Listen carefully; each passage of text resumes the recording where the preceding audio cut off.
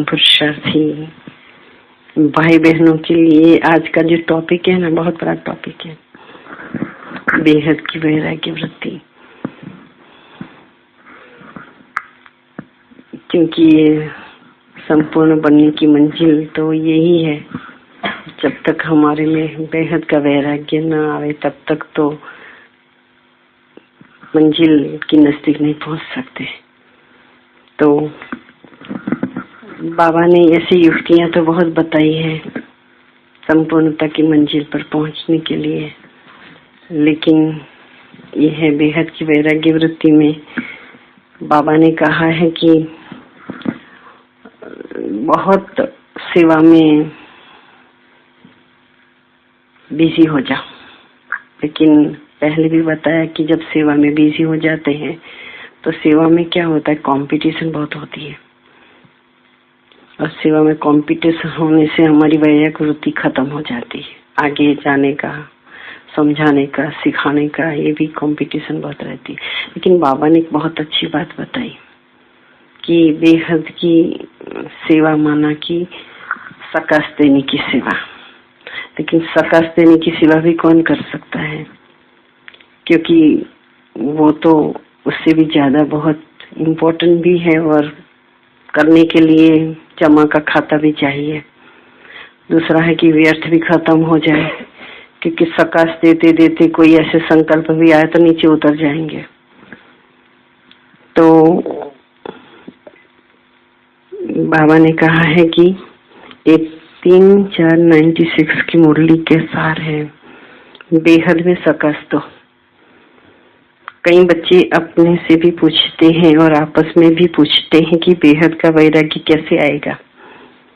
मैं मेरी छोटा सा एक अनुभव शेयर करती हूँ कि मैं जब अहमदाबाद में थी तो अहमदाबाद में मैं सर्विस भी करती थी और सेंटर पर भी रहती थी। तो सेंटर पर ऐसा होता था कि बहुत 25 भाई बहने थे। तो जब भी कोई प्रोग्राम होता था तो मुझे दीदी कहती थी कि आपको 3-4 दिन की छुट्टियां लेने की, या 2 दिन की छुट्टी लेने की, 1 दिन की छुट्टी लेने की, और आपको ये घर में रहना है, मतलब कि सेंटर में रहना है। और सभी भाई बहनों को कहते थे कि आप जहाँ भी प्रोग्राम है ना वहाँ आपको जाना है। तो पहले मैं छोटी उम्र, मतलब छोटी ऐसे तो नहीं थी, 22 साल की तो थी, लेकिन मुझे बहुत फील होता था। मुझे ऐसा लगता था कि मुझे ही सेंटर पे ही रखते हैं और सब फिर वहाँ बड़े बड़े प्रोग्राम में जाते हैं तो देखने को नहीं मिलता था। लेकिन दीदी मुझे स्ट्रिक्टली कहती थी कि नहीं, तुमको यहाँ ही रहना है और बिल्कुल यहाँ से बिल्कुल भाग के देखने नहीं आना है। तो मुझे थोड़ा ऐसा होता था।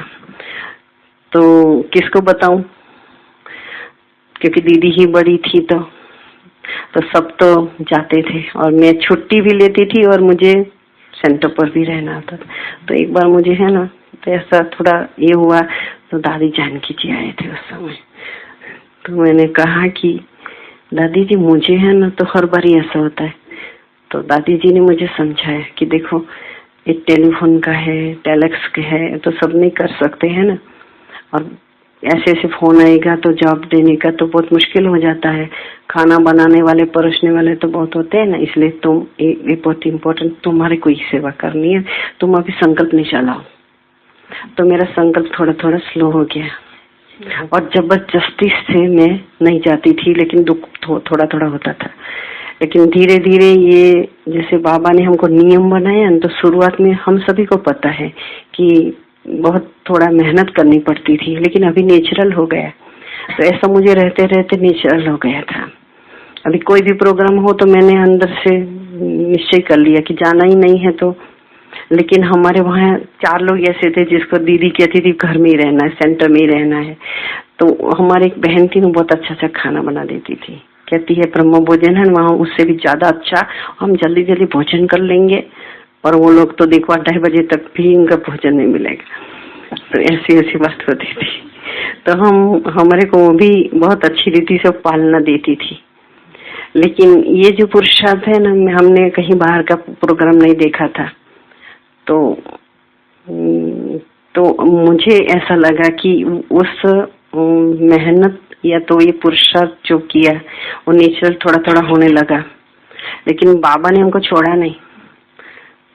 इसने 25 लोगों में से हमको ही उठाया, जबकि हमारा कोई प्लान ही नहीं था मधुवन में आने का, क्योंकि वो हम सुख से ही मतलब अच्छी रीति से ही रह रहे थे।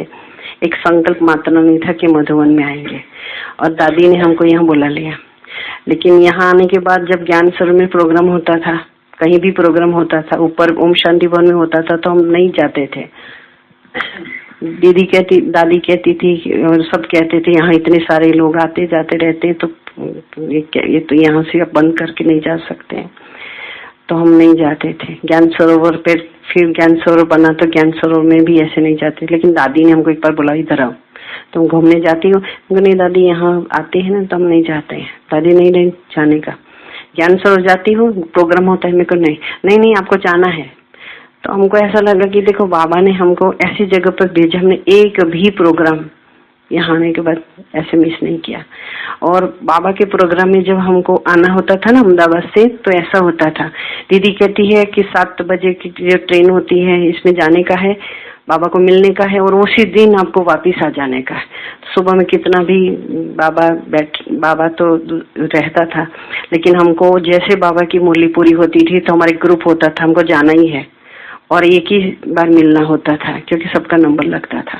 तो हमने सोचा मेरे को इतनी बड़ी लॉटरी मिली यहाँ आने के बाद।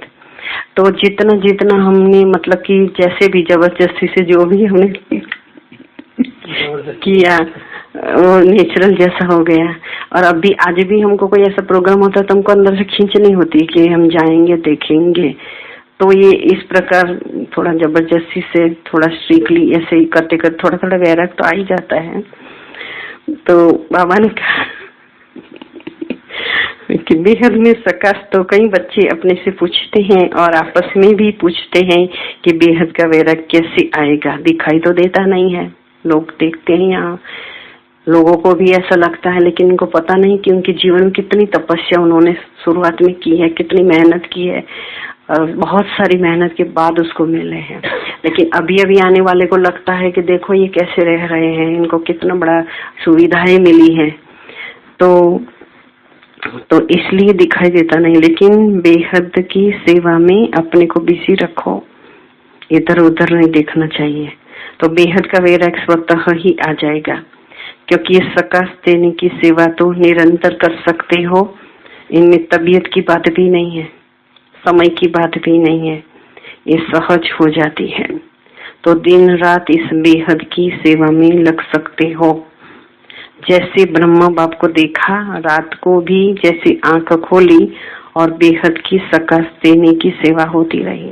ब्रह्मा बाबा के जीवन में तो मतलब कि शुरुआत में भी जब भी ब्रह्मा बाबा को शिव बाबा ने प्रवेश किया, उसके पहले तो बाबा कितना अच्छी रीति से रहता था, जवाहर का व्यापारी था, तो राजा महाराजाओं से मिलना होता था, तो उनकी बहुत ही वैल्यू भी दुनिया में भी थी। बाबा ने प्रवेश किया और बाबा का एक आदेश अंदर से हुआ और उन्होंने सब कुछ छोड़ दिया, तन मन धन। और उस समय इतना बड़ा व्यापार करते हुए भी जब बाबा ने प्रवेशता की तो एकदम उसमें वैराग्य वृत्ति आ गई, वो भी नहीं देखा। और आपको हम सबको पता है कि बाबा ने कैसे कहा कि अभी हमको है ना तो कुछ भी नहीं चाहिए, जैसे वो पार्टनर को भी बोल दिया कि आपको जितना देना हो तो, और वो जो भी मिला वो भी मतलब कि यज्ञ में लगा दिया। तो कभी भी उनको संकल्प भी नहीं आया। और लगाने के बाद भी बाबा ने एक बात और बताई कि जो ट्रस्ट बनाया था उसमें बाबा ने बहनों का नाम दिया, बड़ी बड़ी, कोई भाइयों का नाम ट्रस्ट में नहीं दिया, बहनों को समर्पण कर दिया। जो बहनें इतनी पढ़े हुए उस समय भी नहीं थी, तो भी बाबा ने ट्रस्ट में बहनों का नाम दे दिया और उस रीति ट्रस्टी बन करके जो भी था वो मतलब कि यज्ञ में समर्पित कर दिया। तो वो कितनी बड़ी बात थी, उनके आगे तो कोई सैंपल नहीं था। हमारे समय बहुत सैंपल थे। ब्रह्मा बाबा को देखा नहीं है, लेकिन फिर भी ब्रह्मा बाबा की बातें बहुत सुनकर कैसा ही लगता है जैसे हम भी उनको देखा है। हमें ऐसा नहीं लगता है कभी भी कि हमने उनको नहीं देखा है। तो जीवन की बातें सुनते सुनते हमारे जीवन में वो बातें भी देखने को, अनुभव में आती है। दूसरी बातें हैं कि दादियां जो है, हमको दादियों को तो देखा है, और उसमें भी प्रकाशमणि दादी जी को हमने वहां से तो दूर दूर से देखना होता था, तो बहुत नहीं होता था, लेकिन यहाँ आने के बाद हम रोज जाते थे दादी जी के पास, तो हमें वो अनुभव में आया कि दादी कितनी, इसका कमरे में कितने सिंपल सब कुछ था, और कपड़े भी इतने खास नहीं रखते थे जितना आज हम रखते हैं, इतना कपड़े भी वो नहीं रखते थे। और एक बार क्या हुआ कि गद्दा उसको लाना था, तो उनके साथ 2 बहनें रहती थी, वो कहती दादी ये गद्दा अच्छा नहीं है, हम है ना लंदन से मंगवाएंगे। तो दादी ने बोला नहीं यहाँ ठीक है, मेरा तो यही चलेगा। तो जो मतलब कि जो भी चीज वस्तु ये आती थी, तो दादी सोचती थी कि अगर मैं ये यूज करूंगी तो लोग मुझे फॉलो करेंगे। तो एक बार गुलझर दादी के लिए बहुत बड़ा अच्छा एक सोफा आया था, तो मुन्नी बहन ने बोला कि दादी गुलझर के लिए भी एक बहुत अच्छा सोफा है, हम भी लाएंगे। और तो दादी ने बोला नहीं सब मुझे फॉलो करते हैं, इसलिए तुम मुझे मेरे लिए कुछ भी नहीं लाओ, क्योंकि यहाँ दादी के पास देखेंगे और सब सेंटर वाले देखेंगे, तो दादी के वहां आ गए, हम भी यहाँ लाएंगे। तो वहाँ दादी का कमरा बनाएंगे, दादी के कमरे में बड़ी बड़ी चीजें रखेंगे। तो दादी कहती है ऐसे नहीं करो। दादी के बाथरूम में हमने देखा कि एक ही साबुन रहता था दादी के बॉक्स में, तो ये मुन्नी बहन और मोहिनी बहन तो थे, उनके वहाँ साबुन रहता था। तो मोहिनी बहन कहती थी दादी 2-3 प्रकार के होने चाहिए, तो कि नहीं देखो सब बाथरूम में भी देखते हैं, सब जगह पे देखते हैं, दादी को फॉलो करेंगे, इसलिए यहाँ ऐसा कुछ भी नहीं करो। तो कहते थे गुलझर दादी भी उनका कमरे में भी देखो, तो कहते नहीं वो गुलझर दादी को फॉलो करें वो नहीं, लेकिन दादी को फॉलो करेंगे, क्योंकि हमने देखा जहाँ भी हमने देखा वहाँ दादी का कमरा जरूर होता है सभी सेंटरों में। तो दादी ने अपने जीवन में इतनी सिंपल थे दादी। और एक बार मुझे ये याद आया कि दादी यहाँ इनकम टैक्स वाले आए थे एक बार, तो सिरोही से फोन आया इनकम टैक्स वाले आते हैं तो सब देखेंगे। तो वो आए तो बोला कि आपके जो हेड है उसका कमरा हमको देखना है। तो आए तो देखा, कबोर्ड देखा, इसमें कपड़े थे। फिर वो पलंग में देखा तो उसमें भी तो कपड़े थे, गद्दे थे। बोला यही है? बोला हाँ यही है। तो मीटिंग रूम देखना था, मीटिंग रूम में देखा तो मीटिंग रूम में तो फोटो के सिवाय और कुछ भी नहीं था। तो बोला ये तो ये आपके हेड के कमरा है? बोला हाँ वही है। उनको इतना आश्चर्य लगा कि यहाँ तो कुछ भी नहीं, दादी के कमरे में जो फोन था वो भी इतना सिंपल था, जो सबके पास तो उस समय मतलब बड़े बड़े फोन थे, तो दादी के कमरे में छोटा फोन था। तो उनको ऐसा लगा कि ऐसा नहीं हो सकता है। बोला नहीं यही है, यही कमरा है, दूसरा तो कोई कमरा ही नहीं। तो उन लोगों को भी इतना आश्चर्य लग गया। तो यहाँ हमने ये देखा कि दादियों की जो त्याग, तपस्या, वैराग्य भावना कितनी थी। दादी चंद्रमणि दादी उस समय दादी ने उसको बुला लिया था कि यहाँ आना, सब कुछ छोड़ के वो इंद्रप्रस्थ में रहने लगी थी। तो इंद्रप्रस्थ में एक ही कमरा था दादी का, वो जो अभी दादी जानकी जी रहते हैं ना वही वो कमरे में, बाजू वाला कमरा और किसी का था। तो दादी जी वहाँ है ना, तो दोपहर में बैठती थी और दोपहर में बैठ करके पत्र पुष्प भी वहाँ रहता था, और ज्ञान अमृत कभी मिस नहीं किया है। हम कभी कभी चाहते थे दादी स्वदर्शन चक्र कैसे घुमाना है तो हमको सिखाओ, दादी को बोले बैठ जाओ इधर, इतना सिंपल रीति से, मतलब कि ऐसा नहीं कि नहीं अभी नहीं आओ ये सब। और दादी का एक अमृत विलय का नियम इतना पक्का था कि दादी 3:45 बजे आ जाती थी और 4:30 बजे उठती थी, क्योंकि उस समय है ना फोन बहुत सस्ता होता था सुबह में। तो मुझे कहती थी तो 4:30 बजे घड़ी में तो मेरे साथ साथ चलना शुरू कर देना। तो मैं ऑफिस में आती थी, मेरे को विजया बहन को लेना, बोला नहीं उनका तो कोई काम नहीं है ये फोन में, तो मैं तुम मुझे जोड़ के देना और मैं सब बात करूंगा। तो फिर आ जाते थे। फिर मैं उनको छोड़ने जाती थी कमरे में, तो मैं कहती दादी आपका कपड़ा मैं रख दूं? बोला नहीं वो तो मैं ही करूंगी। विजय बहन को बोला नहीं मैं ही करूंगी। तो कहने का मतलब कि इतना उन लोगों ने लोगों से सेवा भी इतनी नहीं ली है। तो ये सब सैंपल हमारे सामने है। तो सारे दिन हम देखते थे कि जब भी बैठते थे तो वो है ना, तो जब भी होते थे कोई वेस्ट टाइम ही नहीं होता था उनके पास, जो भी देखे तभी पढ़ते ही रहते थे। और एक शांतामणि दादी के पास हम जाते थे, उनकी कितने भी प्रोग्राम होते थे वो शांति से बैठी रहती थी। हम बोलते दादी बाहर है ना, इतना अच्छा प्रोग्राम चला। बोला नहीं नहीं, वो मुझे दादी बुलाएगी तो मैं जाऊंगी, मुझे तो यहाँ ठीक है। और दादी शांतामणि दादी का कमरा तो हमारी ऑफिस है ना, उसका आधा ही था, आधा ही आप समझो। और वो भोरी दादी वो जो वहां अंदर की साइड में था। और क्या मुझे ऐसा कहती थी, तुम मुझे चांदा मामा ला के देगी? चांदा मामा दादी आपको ये तो क्या? हाँ, मैंने छोटे छोटे परियों की कहानी अच्छी लगती है। और तो मतलब कितना सिंपल थे वो लोग। एक बार उनका हाथ को फ्रैक्चर हो गया ना, तभी उसको 11 नीचे 1 नंबर में दिया था। तो हम जाते थे दादी के पास, तो दादी मेरे को आपको दर्द होता है? बोला नहीं, ये तो ये अपना काम करता है, मैं अपना काम करती हूँ, एक हाथ से मैं मतलब पढ़ सकती हूँ, काम कर सकती हूँ। तो इतना अंडरग्राउंड रहती थी कि कोई भी प्रोग्राम होता था, कभी भी हमने उसके चेहरे पर ऐसा नहीं देखा कि उसको कोई इच्छा होगी मैं भी भाषण करूं, मैं भी इतना बड़ा प्रोग्राम है इन्वॉल्व हो जाऊं। तो वो उनकी एक बहुत अंदर की तपस्या थी। तो इस सब दादियों को हम देखते थे तो हमको लगता था कि देखो इनको जरा भी संकल्प नहीं चल। एक बार है तो नीलूबे ने मुझे बोला कि ये दादी है ना, उसको घुमाना है शांति स्तंभ पर। तो मैंने बोला ठीक है। तो मैं दादी को 2 चक्कर लगा रही थी, तो वहां पहले कांच नहीं था, इंद्रप्रस्थ में ऐसे खुला था, तो वहां सभी दादियां बैठी थी। तो मैंने देखा एक गुलजार दादी नहीं है और ये सब दादियां तो बैठी है, मीटिंग होती होंगी। तो मैं दादी को घुमाते घुमाते उधर देखती रहती थी। तो मैंने बोला दादी आपको है ना तो वहां जाना चाहिए ना, क्योंकि आप देखो आपकी कुर्सी खाली लगती है। तो कहती नहीं नहीं, मेरे को जरूरत होंगी ना तो दादी बुला लेगी, मुझे भी नहीं जाना। तो मैंने देखा देखो इनको कितना ये था, और रिस्पेक्ट भी एक दूसरे के प्रति इतना था उनको, एक दूसरे के प्रति बिल्कुल ही जैसे माला के मन के कैसे होते हैं वो हमने देखा। एक दूसरे के प्रति मान सम्मान और जरा भी ये नहीं था। तो ये सब मतलब कि बहुत अच्छा लगता था। तो ऐसी जब स्थिति हमारी हो, ऐसी स्थिति कितनी।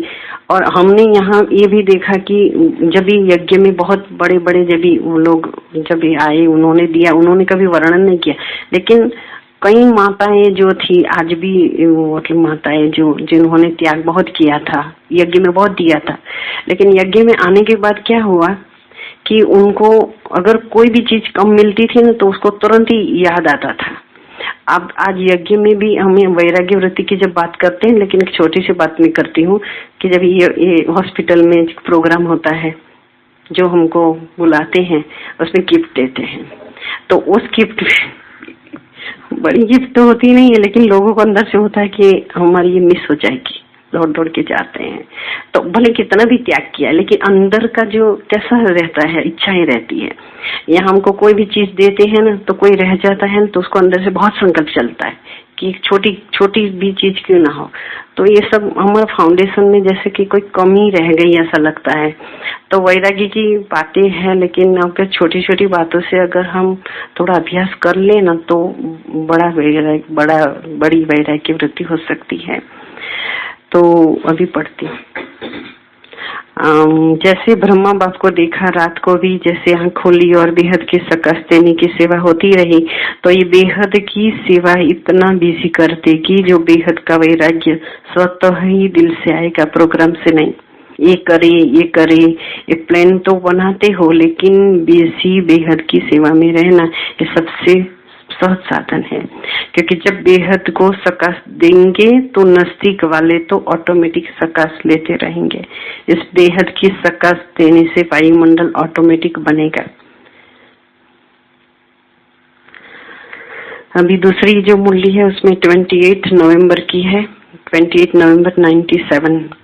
अभी समय प्रमाण सबको बेहद के वैराग्य वृत्ति में जाना ही होगा, लेकिन बाप दादा समझते हैं कि बच्चों का समय शिक्षक नहीं बने। बच्चों का समय शिक्षक नहीं बने। जब बाप शिक्षक है तो समय पर बनना, इस समय को शिक्षक बनाना है। क्योंकि समय जब आएगा हम बन जाएंगे, ऐसे समझते हैं, टाइम आएगा ना तो हो जाएगा। तो बाबा कहते ऐसा होने वाला नहीं है। जब हम अभी से थोड़ा थोड़ा फुर्सत करेंगे तो फुर्सत करते करते हम बनेंगे। इस समय को शिक्षक बनाना है, उसमें मार्क्स कम हो जाता है। अभी भी कई बच्चे कहते हैं समय सिखा देगा, समय बदला देगा, समय के अनुसार तो सारे विश्व की आत्मा बदलेगी। लेकिन आप बच्चे समय का इंतजार नहीं करो, समय को शिक्षक नहीं बनाओ। आप विश्व के शिक्षक के मास्टर विश्व शिक्षक हो, रचयिता हो। समय रचना है तो हे रचयिता आत्माएं रचना को शिक्षक नहीं बनाओ।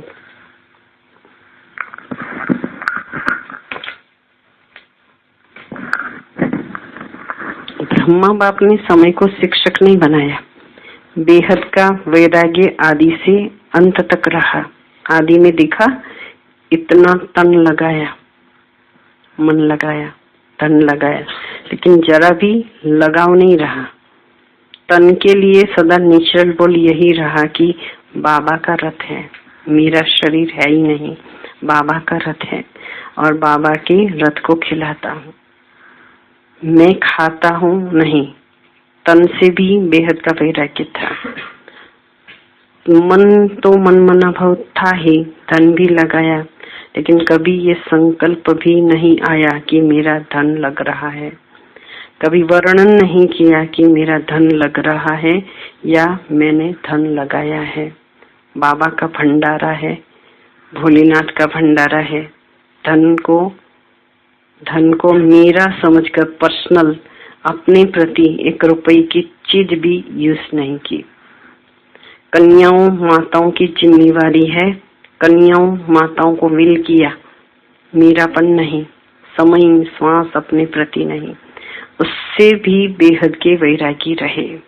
इतना सब कुछ प्रकृति दासी होते हुए भी कोई एक्स्ट्रा साधन यूज नहीं किया। अभी मुझे एक बात याद आती है कि यहाँ है ना, जब भी नीचे कोई प्रोग्राम होता है तो कहते हैं कि अपनी अपनी गाड़ियों में जाना है। पहले तो बाबा गाड़ियां यहाँ से देते थे, सब जाते थे।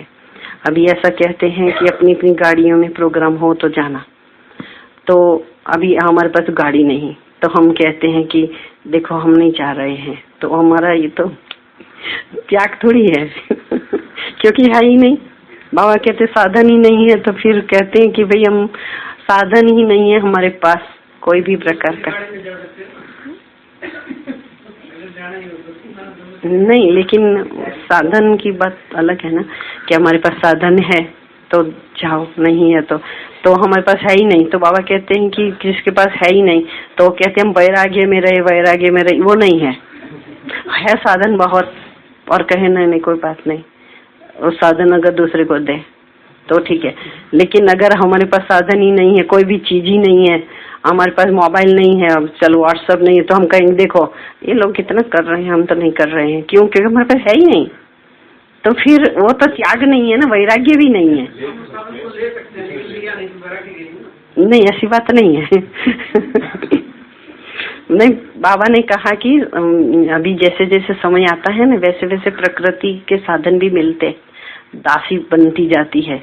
लेकिन अगर हमको जो भी कोई व्यक्ति देता है और हम स्वीकार कर लेते हैं तो हम प्रकृति के मालिक तो नहीं बने, दासी बन गए।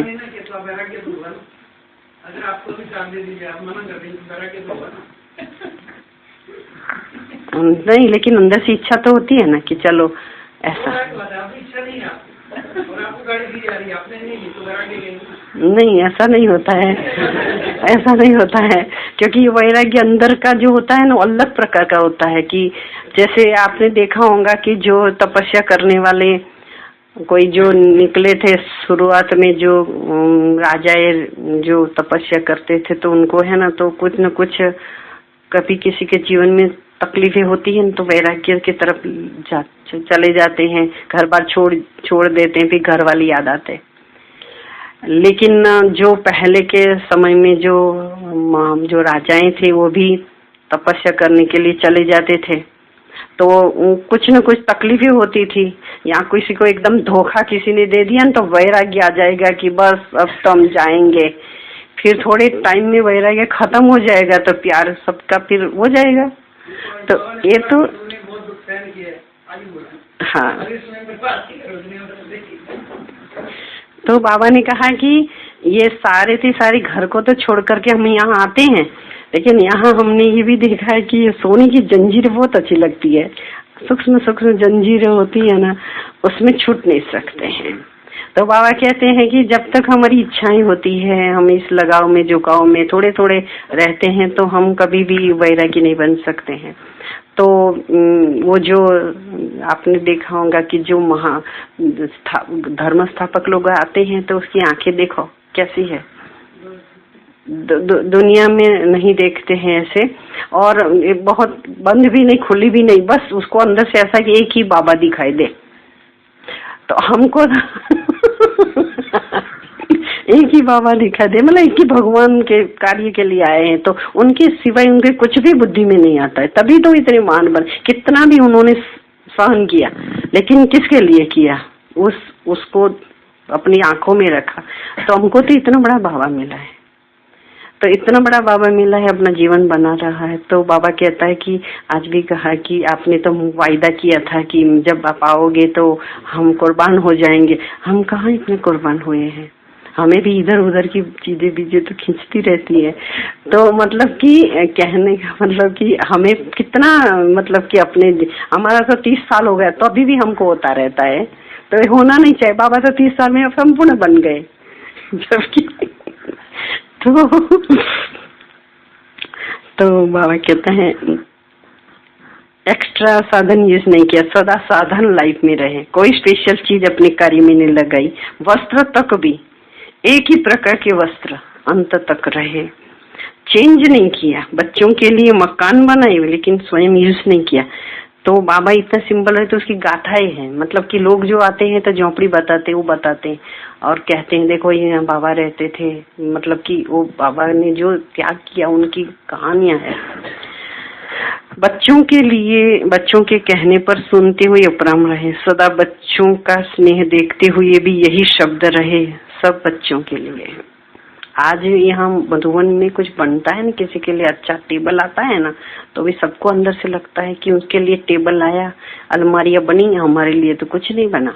तो ये सब जो हम देखते हैं तो कैसा लगता है, घर से तो आ गए हैं, यहाँ सब छोड़ के भी आ गए हैं, लेकिन यहाँ आने के बाद भी ये रहता है, तो उसके लिए कैसा पुरुषार्थ करे, अभी आप बताना हो हमको। सब बच्चों की तो इसको कहा जाता है बेहद की वैराग्य वृत्ति प्रत्येक जीवन में रहे। अंत में देखो उस बच्चे सामने है, हाथ पकड़ा हुआ है, लेकिन लगाव रहा। बेहद की वैराग्य वृत्ति, स्नेही बच्चे, अनन्य बच्चे सामने होते हुए फिर भी बेहद का वैराग्य रहा। सेकंड में उपराम वृत्ति का, बेहद का वैराग्य का सबूत देखा। एक ही लगन, सेवा सेवा और सेवा, और सभी बातों में उपराम, उसको कहा जाता है बेहद का वैराग्य। अभी समय प्रमाण बेहद के वैराग्य वृत्ति को इमर्ज करो। इमर्ज कैसे करना वो भी थोड़ा सिखाना, वो नहीं आता है। बिना बेहद के वैराग्य वृत्ति के सक्कास की सेवा नहीं हो सकती है। फॉलो फादर करो, साकार में ब्रह्मा बाप रहा, निराकार की तो बात छोड़ो। साकार में सर्व प्राप्ति के साधन होते हुए, सर्व बच्चों की जिम्मेवारी होते हुए, सर्कमस्टेंसेस समस्या आते हुए पास हो गए ना, पास विथ ऑनर का सर्टिफिकेट ले लिया। विशेष कारण बेहद की वैराग्य वृत्ति। अभी सूक्ष्म सोने की जंजीर के लगाव बहुत महीन, सूक्ष्म लगाव बहुत है। इच्छाएं हैं, मान शान की इच्छाएं होती है, तो सब प्रकार की इच्छाएं रहती है। कोई चीजों में लगाव भी रहता है और बहुत प्रकार की बातें भी रहती है। मैंने एक बात देखी कि लच्छू दादी को मैंने देखा है, सभी डिपार्टमेंट में जाती थी वो, और उसके पास सामान बहुत रहता था, ड्राई फ्रूट भी रहता था, लेकिन उसने कभी, हमने उसको ड्राई फ्रूट खाते हुए नहीं देखा। और दूसरा कि इतने सारे सामान रहता, लेकिन उसकी चप्पल हमने देखी सिंपल जैसे हम पहनते थे, हमको देती थी वैसे ही चप्पल पहनती थी। वो उनके जीवन में हमने देखा। इतना सारा स्टोर, हमने बोला दादी इतना सारा है, अच्छा अच्छा पहना। बोला तुम चुप रहो, ऐसा मुझे कहती थी। नहीं नहीं तुम चुप रहो। और हम दादी के पास गए तो दादी को ऐसी चप्पल दी थी जो हम सबको देते थे। तो मैंने एक बार पहन के देखी ना तो चुपती थी। तो मैंने उसको देखा कि दादी जी को तुम अच्छी चप्पल देनी चाहिए, तो मुझे कहती सबको हम समान रखते हैं, दादी जी को चुपती नहीं, पूछो उसको। दादी को चुपती क्यों नहीं, मेरे को चुपती है। दादी जी के नहीं नहीं ठीक है, लक्ष्मी ने मुझे ठीक ही दिया है। मतलब इतनी बड़ी बात है। उनको जब देखते हैं तो ऐसा लगता है कि कितना पाँव पाँव पग पग पर उनका तपस्या और उनका जीवन कैसा है। तो मैंने लच्छू दादी को बोला कि मुझे तो अच्छी चप्पल देना, मुझे ऐसी जैसी। बोला तुम देखो, मुझे कहती है ऐसी चप्पल जो लेनी हो यहाँ ले, बाकी तो हम दूसरी नहीं देंगे। एक बार छाता खो गई तो मैंने बोला अभी छाता खो गई, बोला तुम संभालो, संभालना नहीं आता है मैं नहीं दूंगी। तो मतलब इतना जो यज्ञ में जो इकोनॉमी होती है ना, अगर वो सीखनी हो ना तो लच्छू दादी से सीखो। मतलब कि सभी को अभ्यास है कि भले वो लगता था कि ये, लेकिन अंदर से इतनी साफ थी, इतनी अच्छी थी। कोई भी डिपार्टमेंट ऐसा नहीं हो जहां नहीं पहुंची वो, दिन में सारे चक्कर लगाती थी वो। और कभी मैंने बोला दादी आप इतने बड़े हो ना तो आप ऐसा करो ना, गाड़ी ले लोगे ना तो मैं उसके साथ, तुम मुझे क्या कहती, नहीं नहीं तुम जाओगी मुझे साथ में ले जाना। मतलब इतना बड़े होते हुए भी कितना इसमें कितनी निर्माणता थी। मुझे ऐसा कहती, मैं वो लाइट का जो प्रोग्राम होता ना स्कूल में, एक बार मैं गई तो मुझे बोले मुझे साथ में ले जाना। खुद आप बोलोगे आप स्टोरी बोलना, तो कहते हैं नहीं नहीं मुझे नहीं आता है। फिर मैं वहां जाके बोला कि अभी हमारी ये दादी है ना स्टोरी बताई, फिर दादी ने स्टोरी बताई। फिर मुझे बोला मैं हमेशा ले जाना, हाँ मैं सुनाऊंगी। तो मैं कितने बच्चे कैसे, मतलब कि इतने सरलता और कितने अच्छे लोगों के साथ मतलब कि वो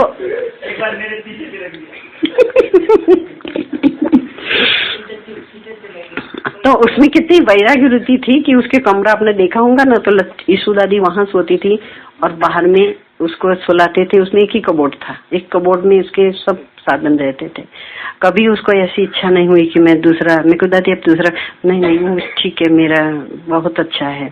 कभी उसको ऐसी प्रकार की इच्छा नहीं होती थी। और कपड़े नहीं लेती थी वो, मैंने देखा कपड़े नहीं, मैं क्यों कहती है इतने कपड़े हैं ना वो अभी यूज हो जाएंगे, जब तक हम जिएंगे तब तक काम में आ जाएगा, इतना तो लेती नहीं थी।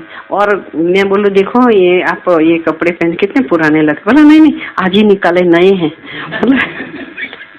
तो उनका मैंने देखा कि कोई भी प्रकार की इच्छाएं, इस प्रकार की इच्छाएं नहीं रहती थी। तो वंडर लगता था कितना सारा होते हुए। तो हम यहाँ आने के बाद मुझे पता पड़ा कि ईशु दादी वो लच्छू दादी की बहन है। इतना उनका साथ में रहते हुए भी इतना भी कांटेक्ट नहीं रहता था, इतना भी हमें मालूम नहीं पड़ता था। जबकि आज तो हमको मालूम पड़ता है कौन कौन किस किस का है, मालूम पड़ जाता है, लेकिन उस समय इतना नहीं पता पड़ता था। तो छोड़ने के बाद पता चला, हाँ छोड़ने के बाद पता चला ईशु दादी। और ईशु दादी भी अब देखो ना, तो मैं बेटी की अभी लच्छू दादी को कहेगी बैठ जा, लेकिन दादी बिल्कुल ईशु दादी देखती ही नहीं थी उनके सर। तो मतलब कि इतना होते हुए भी किस प्रकार का बाबा ने उनको पाठ पढ़ाया, वंडरफुल है। अभी सूक्ष्म सोने की जंजीर के लगाव तो बहुत महीन, सूक्ष्म लगाव तो बहुत है। कई बच्चे तो लगाव को समझते ही नहीं कि लगाव है, समझते तो होता ही रहता है, तो चलता ही रहता है, मुक्त तो होना ही नहीं है, लेकिन ऐसे चलता ही है। अनेक प्रकार के लगाव बेहद के वैरागी बनने ही नहीं देते। अनेक प्रकार की इच्छाएं, अनेक प्रकार की सूक्ष्म बंधन, अनेक प्रकार की मानसन की जो भी इच्छाएं हैं, अंदर की जो भी इच्छाएं वो भी हमको ऊपर उठने नहीं देती है। कहते सकाश तो क्या सकाश दे, सकाश देने बैठे, कोई चीज देखी, कोई व्यक्ति देखा तो अंदर से मन तो हिलने लग गया, सकाश कहाँ आई अपनी। सकाश देने की बात बहुत बड़ी है। एक संकल्प भी अगर आया, हमारा किसी से कुछ अनबन हो गया समझो, और हम योग में बैठे हैं और व्यक्ति वहां से पास हो गई, तो भले हमने देखा, हम अपने को ऐसे बना लिया, कुछ हमको मालूम नहीं, लेकिन अंदर से हलचल जरूर होती है। तो वो जो चीजें हैं, वो स्थिति है हमारी, वो हमको उठने कहाँ देती है? तो कितना बड़ा पुरुषार्थ चाहिए, तो मुझे लगता है बहुत बड़ा पुरुषार्थ चाहिए। तो लेकिन ऐसा समझते ये तो होता ही है, ये तो चलता ही है, मुक्त होना है नहीं, लेकिन बनना ही है। लेकिन चाहना और करना दोनों का बैलेंस ही नहीं है। चाहना ज्यादा है कि हम फरिश्ता बन जाएंगे, संपूर्ण बन जाएंगे, आज हमको जो होमवर्क मिला फटाफट कर देंगे, लेकिन पता नहीं, मेहनत करते हैं लेकिन चाहना और करना दोनों का बैलेंस नहीं है। चाहना ज्यादा है, करना कम है, करना ही है। ये वैराग्य वृत्ति अभी इमर्ज नहीं है कि करना ही है, बीच बीच में इमर्ज हो जाती है, फिर मर्ज हो जाती है। समय तो करेगा ही, लेकिन पास विथ ऑनर नहीं बन सकेंगे। पास होंगे लेकिन पास विथ ऑनर नहीं। समय की रफ्तार तेज है, पुरुषार्थ की रफ्तार कम है। मोटा मोटा पुरुषार्थ तो है, लेकिन सूक्ष्म लगाव में बन जाते हैं। तो अभी समय प्रमाण लगाओ, मुक्त बेहद के वैरागी बनो, मन से वैराग हो। प्रोग्राम प्रमाण वैराग्य जो आता है वह तो अल्पकाल का होता है। अभी चेक करो अपने सूक्ष्म लगाव को। मोटी मोटी बातें तो अभी खत्म हो गई, लेकिन सूक्ष्म लगाव की बातें तो अभी है। ओम शांति। 2 मिनट।